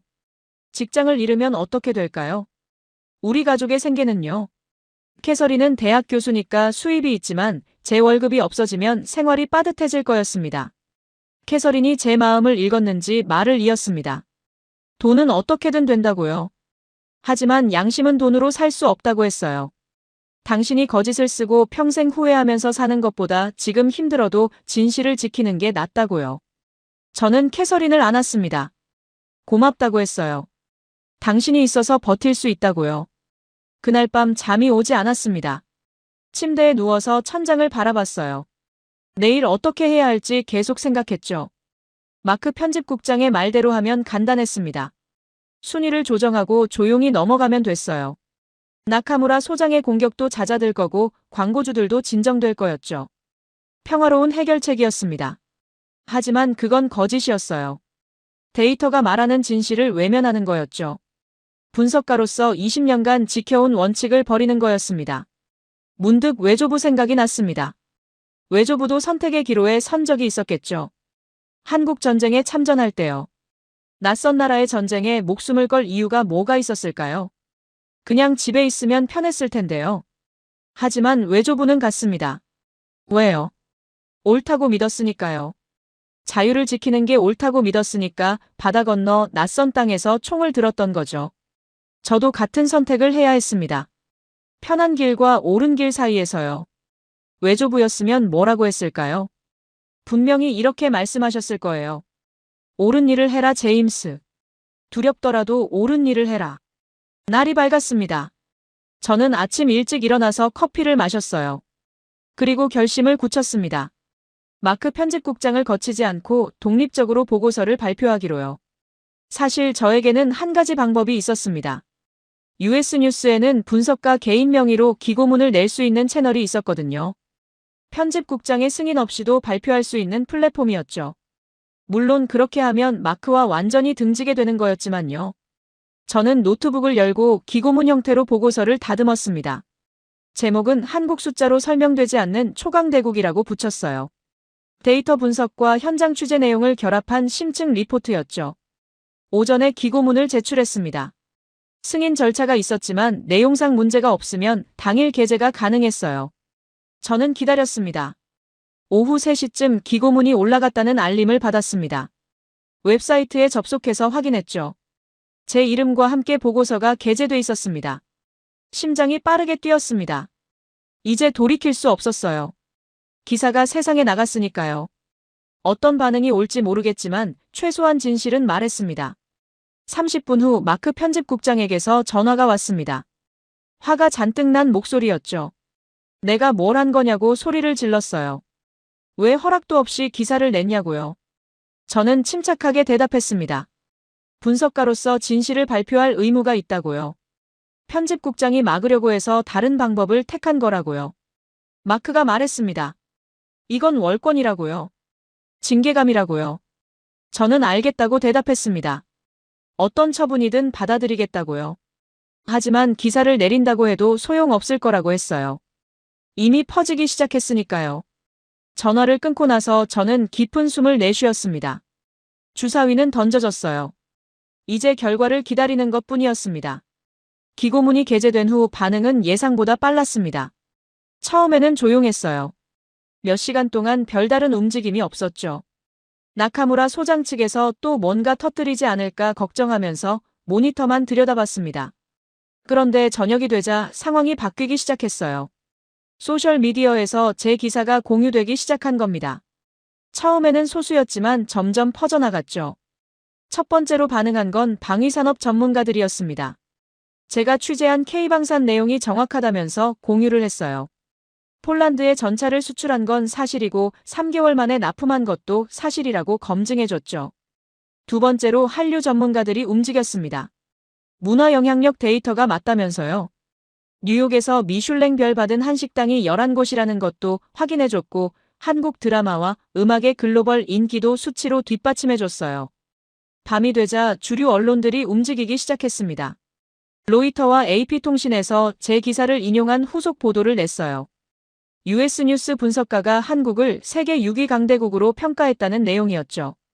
동시에 나카무라 소장의 의혹 제기에 대한 반론도 나왔습니다. 일부 언론에서 나카무라 소장이 일본 정부와 재계로부터 자금을 받는 단체와 연관돼 있다는 사실을 파헤친 겁니다. 그의 주장이 순수한 학문적 비판이 아니라 정치적 의도가 있을 수 있다는 지적이었죠. 다음 날 아침 사무실에 출근했을 때 분위기가 달라져 있었습니다. 동료들이 저를 다르게 바라봤어요. 어제까지는 문제아 취급이었는데 오늘은 뭔가 대단한 일을 한 사람처럼요. 데이비 첸이 다가왔습니다. 웃고 있었어요. 선배 기사 대박이라면서요. 온라인에서 난리가 났다고 했습니다. 조회수가 폭발하고 있다고요. 저는 확인해봤습니다. 정말이었어요. 제 기고문의 조회수가 US 뉴스 역대 분석 기사 중 최고치를 기록하고 있었습니다. 댓글도 수천 개가 달렸죠. 댓글 내용을 읽어봤습니다. 대부분 긍정적이었어요. 한국에 대해 새롭게 알게 됐다는 반응이 많았습니다. 데이터와 현장 취재를 결합한 분석이 설득력 있다는 평가도 있었고요. 물론 부정적인 댓글도 있었습니다. 한국 홍보기사 아니냐는 비판도 있었고요. 하지만 그런 댓글은 소수였어요. 대세는 긍정적인 쪽으로 기울어져 있었습니다. 오후에 예상치 못한 일이 벌어졌습니다. 외신 인터뷰 요청이 들어온 거예요. BBC, 알자지라, 도이체벨레 같은 매체들이 저를 인터뷰하고 싶다고 연락해왔습니다. 한국의 부상에 대해 더 자세히 듣고 싶다고요. 저는 인터뷰에 응했습니다. 한국에서 취재한 내용을 바탕으로 이야기했어요. K방산의 저력, 소프트 파워의 힘, 외교적 신뢰도, 데이터와 현장 경험을 함께 전달했죠. 인터뷰가 끝나고 나서 깨달았습니다. 나카무라 소장의 공격이 오히려 역효과를 낸 거였어요. 그가 저를 공격하지 않았다면 제 기사는 그냥 조용히 묻혔을 겁니다. 하지만 그의 공격 덕분에 오히려 주목을 받게 됐죠. 마크 편집국장에게서는 아직 연락이 없었습니다. 아마 상황을 지켜보고 있는 것 같았어요. 기사가 잘 되고 있으니 섣불리 움직이지 못하는 거겠죠. 저녁에 집에 돌아와서 캐서린에게 이야기해줬습니다. 캐서린은 웃으면서 말했어요. 진실은 결국 힘이 있다고요. 당신이 옳았다고요. 저도 웃었습니다. 아직 끝난 건 아니었지만 일단 첫 번째 고비는 넘긴 것 같았어요. 하지만 방심은 금물이었습니다. 나카무라 소장이나 일본 측에서 또 어떤 공격을 해올지 모르니까요. 침대에 누워서 생각했습니다. 내가 한 선택이 옳았던 것 같다고요. 두려웠지만 물러서지 않았던 게 결국 좋은 결과로 이어진 것 같았습니다. 외조부가 보셨다면 뭐라고 하셨을까요? 아마 잘했다고 하셨겠죠. 기사가 나간 지 사흘이 지났습니다. 반응은 계속 뜨거웠어요. 전 세계 언론에서 한국의 부상을 다루는 후속 기사들이 쏟아져 나왔죠. 제 기사가 도화선이 된 거였습니다. 이코노미스트지에서 특집 기사를 냈습니다. 한국 지구상에서 가장 놀라운 성공 스토리라는 제목이었죠. 포브스에서도 비슷한 내용의 분석 기사를 게재했어요. 한국을 신흥 초강대국으로 조명하는 기사였습니다. 동시에 나카무라 소장에 대한 역풍도 거세졌습니다. 그의 의혹 제기가 근거 없는 비방이었다는 사실이 드러나면서 신뢰도가 추락했어요. 일부 일본 언론에서조차 나카무라 소장을 비판하는 기사가 나왔죠. 그런 분위기 속에서 마크 편집국장이 저를 불렀습니다. 사무실로 오라고요. 며칠간 연락이 없다가 갑자기 호출한 거였어요. 무슨 말을 하려는 건지 긴장됐습니다. 마크의 사무실에 들어갔을 때 그는 책상에 앉아 있었습니다. 표정이 복잡해 보였어요. 화가 났는지 당황했는지 모를 얼굴이었죠. 마크가 먼저 입을 열었습니다. 솔직히 말해서 당신이 한 짓에 화가 났다고요. 자기를 무시하고 독단적으로 기사를 낸 거니까요. 징계를 주려고 했다고 합니다. 하지만 상황이 바뀌었다고 했어요. 당신 기사가 대박을 쳤다면서요. 조회수가 역대 최고를 기록했고 광고 수익도 올라갔다고요. 이사회에서도 긍정적으로 평가하고 있다고 했습니다. 그러면서 한숨을 내쉬었어요. 결과적으로 당신이 옳았다고 인정했습니다. 자기가 틀렸다고요. 한국 순위를 내리려고 한 건 잘못된 판단이었다고 했어요. 저는 잠시 말을 잃었습니다. 마크가 사과를 하다니요. 예상 못한 전개였거든요. 고개를 끄덕이면서 괜찮다고 대답했습니다. 중요한 건 앞으로라고요. 마크가 고개를 끄덕였습니다. 그러면서 제안을 했어요. 세계 최강국 순위 보고서를 원래대로 발표하겠다고요. 한국 6위 그대로요. 당신의 분석이 맞으니 수정 없이 가겠다고 했습니다. 저는 감사하다고 대답했습니다. 하지만 속으로는 씁쓸한 감정도 있었어요. 마크가 진심으로 잘못을 인정한 건지 아니면 상황이 바뀌어서 어쩔 수 없이 그러는 건지 모르겠더라고요. 아마 후자였겠죠. 어쨌든 결과는 좋았습니다. 일주일 후 US 뉴스 애널드 리포트에서 공식 보고서가 발표됐어요. 세계에서 가장 강력한 국가 순위. 한국은 6위였습니다. 미국, 중국, 러시아, 독일, 영국 다음이었죠.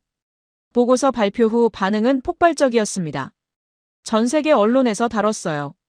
한국이 프랑스와 일본을 제치고 6위에 올랐다는 사실이 헤드라인을 장식했죠. 한국에서도 큰 화제가 됐다고 들었습니다. 뉴스에서 대서특필했고 소셜미디어에서 난리가 났대요. 70년 전 폐허였던 나라가 세계 6대 강국이 됐다니 감격스럽다는 반응이 많았다고요. 저는 그 소식을 들으면서 뿌듯한 감정을 느꼈습니다. 제가 한 일이 의미 있었구나. 진실을 전달하는 게 분석가의 역할인데 그걸 제대로 수행한 것 같았어요. 그날 밤 캐서린과 함께 와인을 마셨습니다. 축하한다고요. 캐서린이 잔을 부딪히며 말했어요. 저도 고맙다고 대답했습니다. 당신 덕분이라고요. 캐서린이 물었습니다. 앞으로 뭘 할 거냐고요. 저는 잠시 생각하다가 대답했습니다. 일단 한국에 다시 가보고 싶다고요. 이번에는 취재가 아니라 제대로 된 여행으로요. 외조부가 싸웠던 곳도 가보고 싶고요. 캐서린이 웃었습니다. 좋은 생각이라면서요. 같이 가자고 했어요. 나도 한국 가보고 싶었다고요. 저는 고개를 끄덕였습니다. 그래요, 같이 가요. 그리고 창밖을 바라봤습니다. 밤하늘에 별이 빛나고 있었어요. 이상하게 마음이 평온했습니다. 오랜만에 느끼는 감정이었죠. 보고서가 발표된 후 몇 주가 지났습니다. 한국에 대한 세계의 관심은 식지 않았어요. 오히려 더 뜨거워졌죠. 제 기사를 시작으로 연쇄 반응이 일어난 것 같았습니다. 이코노미스트지에서 특집호를 냈습니다. 한국 모델 세계가 배워야 할 것들이라는 제목이었죠. 한국이 자원도 없고 땅도 좁은 조건에서 어떻게 강대국이 됐는지 분석한 내용이었어요. 포브스에서도 관련 기사를 쏟아냈습니다. 한국 기업들의 혁신 사례, K방산의 성공 비결, 한류의 경제적 가치. 다양한 각도에서 한국을 조명했죠. CNN과 BBC에서는 다큐멘터리 제작을 검토하고 있다는 소식도 들었습니다. 한국의 부상이라는 주제로요. 제게도 자문 요청이 왔어요. 일본 측의 반응은 조용해졌습니다. 나카무라 소장의 공격이 역효과를 낸 후로 별다른 움직임이 없었죠. 오히려 일본 내에서 한국을 인정해야 한다는 목소리가 나오고 있다고 들었습니다. 라이벌 의식만으로는 안 된다는 거죠. 어느 날 예상치 못한 연락이 왔습니다. 한국 외교부에서였어요. 서울에서 열리는 국제포럼에 연사로 참석해달라는 초청이었습니다. 한국의 국제적 위상이라는 주제의 패널 토론이었죠. 저는 수락했습니다. 다시 한국에 갈 수 있다는 게 기뻤어요. 이번에는 취재가 아니라 공식 초청이었으니까요. 포럼 전날 서울에 도착했습니다. 공항에서 김서연이 마중 나왔어요. 반갑다면서 환하게 웃었죠. 오랜만이라고요. 김서연이 차를 몰면서 이야기해줬습니다. 제 기사가 한국에서 큰 화제가 됐다고요. 뉴스에서 많이 다뤘고 사람들이 고마워하고 있다고 했어요. 외국인 분석가가 한국을 공정하게 평가해줬다면서요. 저는 쑥스럽다고 대답했습니다. 저는 그냥 사실을 쓴 것뿐이라고요. 한국이 대단한 거지 제가 대단한 게 아니라고요. 김서연이 웃었습니다. 그래도 고맙다면서요. 진실을 말해주는 것도 용기가 필요한 일이라고요. 다음 날 포럼에 참석했습니다. 서울 코엑스에서 열렸어요. 전 세계에서 온 학자들, 언론인들, 정책 담당자들이 모여 있었죠. 한국의 위상에 대해 다양한 발표와 토론이 진행됐습니다. 제가 참석한 패널 토론에서는 한국이 왜 강대국이 됐는지에 대한 논의가 있었어요. 저는 제 취재 경험을 바탕으로 이야기했습니다. 군사력만이 아니라 소프트 파워와 외교적 신뢰도가 한국의 강점이라고요. 다른 패널리스트들도 비슷한 의견을 냈습니다. 한국은 숫자로만 평가할 수 없는 나라라는 거였죠. 역사적 경험에서 나온 회복력과 인간적 가치가 한국을 특별하게 만든다고요. 토론이 끝난 후 많은 사람들이 저에게 다가왔습니다. 기사를 잘 봤다면서요. 한국에 대한 인식이 바뀌었다고 하는 사람들도 있었어요. 그 중에 한 사람이 기억에 남습니다. 독일에서 온 정치학 교수였어요. 그가 말했습니다. 한국은 유럽에 희망을 준다고요. 작은 나라도 노력하면 강대국이 될 수 있다는 걸 보여줬다고요. 우크라이나 같은 나라들에게 특히 의미가 크다고 했습니다. 저는 그 말을 듣고 깨달았습니다. 한국의 성공이 한국만의 이야기가 아니라는 걸요. 전 세계 약소국들에게 희망의 메시지가 되는 거였어요. 우리도 할 수 있다는 메시지요. 포럼이 끝나고 호텔로 돌아오면서 생각했습니다. 제가 쓴 기사가 이렇게 큰 파장을 일으킬 줄은 몰랐어요. 그냥 진실을 전달하려고 했을 뿐인데 그게 세계에 영향을 준 거였죠. 캐서린에게 화상통화를 걸어서 오늘 있었던 일을 이야기해줬습니다. 캐서린은 자랑스럽다고 했어요. 당신이 한 일이 의미 있었다고요. 저도 그렇게 생각했습니다. 분석가로 20년을 일했는데 이번처럼 보람을 느낀 적은 없었어요. 진실을 지키기 위해 싸운 게 결국 좋은 결과로 이어진 거였습니다. 포럼이 끝난 다음 날 저는 특별한 일정이 있었습니다. 강민수 학예사가 동행해주기로 했거든요. 외조부가 싸웠던 낙동강 전적지를 방문하기로 한 거였어요. 아침 일찍 서울을 출발했습니다. KTX를 타고 대구까지 간 다음 차로 낙동강 일대로 향했죠. 강민수 학예사가 운전하면서 이런저런 설명을 해줬습니다. 낙동강 전투는 한국 전쟁의 가장 치열한 전투 중 하나였다고요. 1950년 8월 북한군이 부산까지 밀고 내려왔을 때 유엔군과 한국군이 마지막 방어선을 친 곳이 바로 낙동강이었다고 합니다. 외조부도 거기서 싸웠던 거죠. 20살의 젊은 미국 청년이 지구 반대편에 와서 낯선 나라를 지키기 위해 총을 들었던 겁니다. 전적지에 도착했을 때 저는 말을 잃었습니다. 예상했던 것과 너무 달랐거든요. 70년 전 치열한 전투가 벌어졌던 곳이 지금은 평화로운 농촌 풍경이었어요. 녹색 들판이 펼쳐져 있었고 농부들이 일하고 있었죠. 강민수 학예사가 말했습니다. 여기서 수많은 젊은이들이 피를 흘렸다고요. 미군, 한국군, 그리고 다른 유엔 참전국 군인들이요. 그들의 희생 덕분에 지금 이 평화로운 풍경이 있는 거라고요. 저는 고개를 끄덕였습니다. 외조부도 여기 어딘가에서 싸웠겠죠. 부상을 입고 후송됐다고 했으니까 아마 여기서 다쳤을 거예요. 그때 외조부는 무슨 생각을 했을까요? 전적비 앞에 섰습니다. 참전 용사들의 이름이 새겨진 큰 돌이었어요. 수천 개의 이름이 빼곡하게 적혀 있었죠. 외조부의 이름은 여기 없었지만 외조부와 함께 싸웠던 동료들의 이름이 있을 거였습니다. 저는 한참 동안 그 이름들을 바라봤습니다. 이 젊은이들은 왜 여기 왔을까요? 돈 때문은 아니었을 거예요. 영예 때문도 아니었겠죠. 아마 옳다고 믿는 것을 위해 싸우러 온 거였을 겁니다. 자유를 지키기 위해서요. 문득 제가 머릿속에서 외조부의 목소리가 들리는 것 같았습니다. 옳은 일을 해라, 제임스. 두렵더라도 옳은 일을 해라. 저는 조용히 고개를 숙였습니다. 외조부에게 보고를 드리는 기분이었어요. 저도 옳은 일을 했습니다, 외조부. 두려웠지만 물러서지 않았어요. 외조부가 지킨 나라가 어떻게 됐는지 세상에 알렸습니다. 강민수 학예사가 옆에서 조용히 서 있었습니다. 저에게 시간을 주고 있었죠. 한참 후에 제가 고개를 들자 그가 물었습니다. 괜찮으시냐고요? 괜찮다고 대답했습니다. 그리고 고맙다고 했어요. 여기까지 데려와줘서요.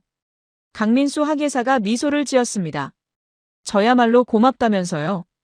외조부님께서 지켜주신 나라를 세계에 알려줘서 감사하다고요.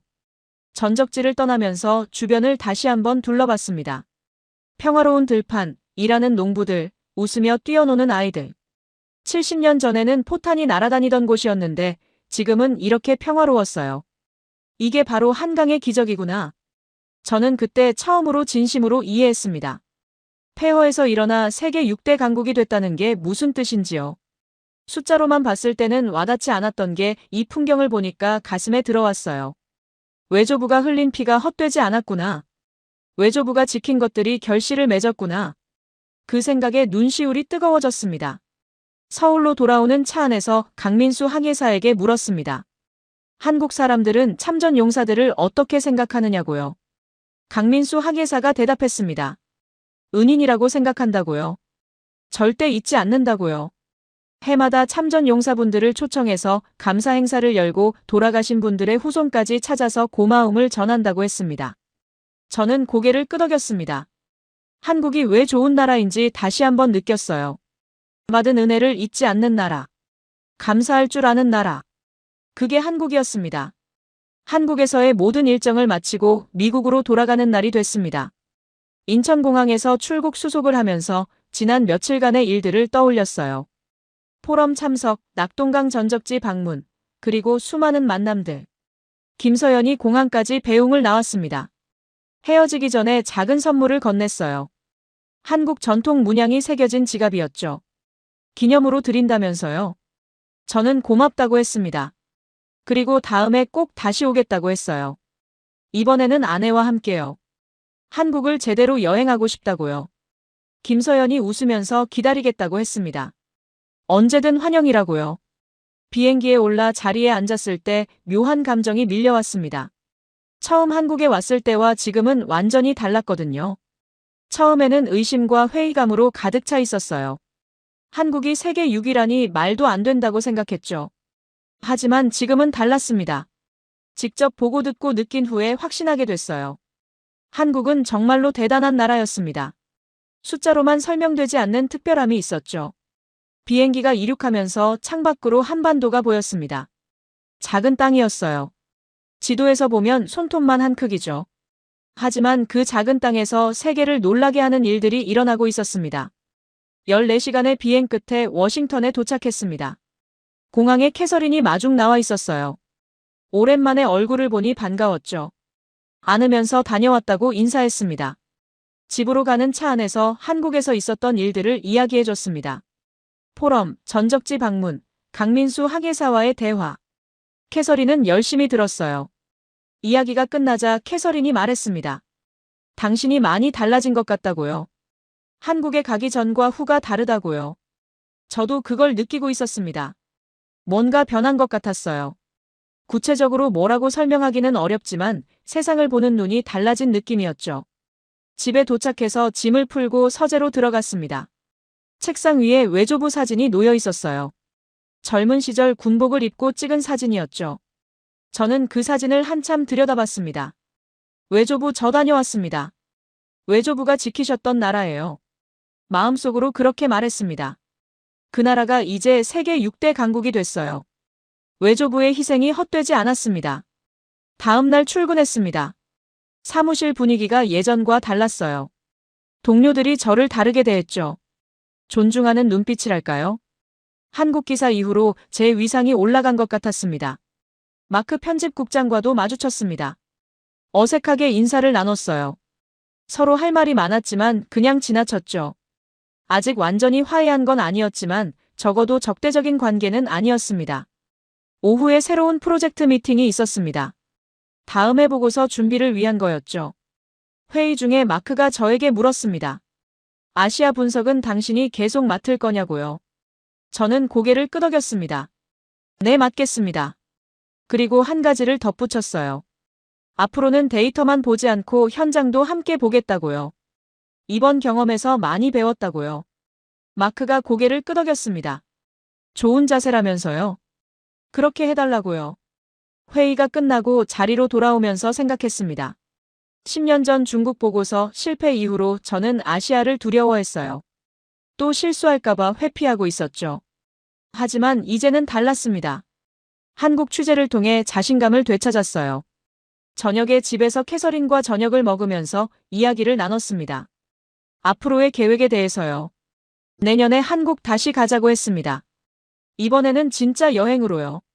서울도 가고 부산도 가고 제주도도 가보자고요. 캐서린이 좋다고 했습니다. 기대된다면서요? 저도 기대가 됐습니다. 한국과의 인연이 이제 막 시작된 것 같았거든요. 앞으로 더 많은 이야기가 기다리고 있을 것 같았습니다. 보고서가 발표되고 몇 달이 지났습니다. 세상은 계속 돌아갔고 새로운 뉴스들이 쏟아졌죠. 하지만 한국에 대한 관심은 여전했어요. 제가 시작한 논의가 계속 이어지고 있었습니다. 어느 날 퇴근 후 집에 돌아왔을 때 소포가 하나 와 있었습니다. 발신인을 보니 한국이었어요. 강민수라고 적혀 있었죠. 전쟁기념관의 그 항해사였습니다. 조심스럽게 포장을 뜯었습니다. 안에는 편지 한 통과 함께 낡은 사진 한 장, 그리고 문서 복사본이 들어있었어요. 편지를 먼저 읽었습니다. 강민수 항해사의 글씨였죠. 제임스 카터 선생님께. 그동안 안녕하셨습니까? 저는 선생님이 떠나신 후에도 외조부님의 기록을 계속 조사했습니다. 그리고 몇 가지 새로운 자료를 발견했습니다. 동봉한 사진은 1951년 낙동강 전투 당시 촬영된 것으로 추정됩니다. 사진 속 군인들 중 한 명이 외조부님일 가능성이 있습니다. 정확하지는 않지만 부대 기록과 대조해 본 결과 그럴 가능성이 높습니다. 그리고 문서는 1953년 한국 정부가 참전 용사들에게 보낸 감사장의 원본 복사입니다. 외조부님께 직접 발송됐던 것으로 기록에 남아 있습니다. 마지막으로 이 말씀을 드리고 싶습니다. 외조부님께서 흘리신 피 덕분에 오늘의 대한민국이 존재합니다. 그리고 선생님께서 진실을 세상에 알려주신 덕분에 우리의 이야기가 전 세계에 전해졌습니다. 진심으로 감사드립니다. 외조부님께 전해주세요. 대한민국은 당신을 절대 잊지 않겠습니다. 강민수 드림. 편지를 다 읽고 나서 한참을 가만히 앉아 있었습니다. 눈시울이 뜨거워졌어요. 사진을 들여다봤습니다. 흑백 사진이었죠. 젊은 군인 대여섯 명이 나란히 서 있었어요. 피로한 표정이었지만 눈빛은 살아있었습니다. 그중 한 명이 외조부일까요? 확신할 수는 없었지만 왠지 그런 것 같았어요. 감사장 복사본도 봤습니다. 대한민국 정부와 국민은 로버트 밀러 씨의 희생과 헌신에 깊은 감사를 표합니다. 당신의 용기 덕분에 오늘의 대한민국이 존재합니다. 저는 그 문장을 몇 번이나 다시 읽었습니다. 외조부가 이걸 받았을 때 어떤 기분이었을까요? 자신이 지킨 나라가 이렇게 감사를 표해오는 걸 보면서 뭘 느꼈을까요? 아마 뿌듯했을 거예요. 자신의 희생이 헛되지 않았다는 걸 확인했을 테니까요. 저는 사진과 감사장을 책상 위에 올려놓았습니다.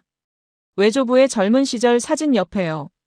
두 개의 사진이 나란히 놓이니까 마치 시간이 연결된 것 같았어요. 70년 전의 외조부와 현재의 한국이요. 캐서린이 방으로 들어왔습니다. 뭘 보고 있느냐고 물었죠. 저는 한국에서 온 소포라고 설명해줬습니다. 편지와 사진을 보여줬어요. 캐서린도 편지를 읽고 나서 눈물을 글썽였습니다. 아름다운 편지라면서요. 외조부님도 기뻐하실 거라고요. 저도 그렇게 생각했습니다.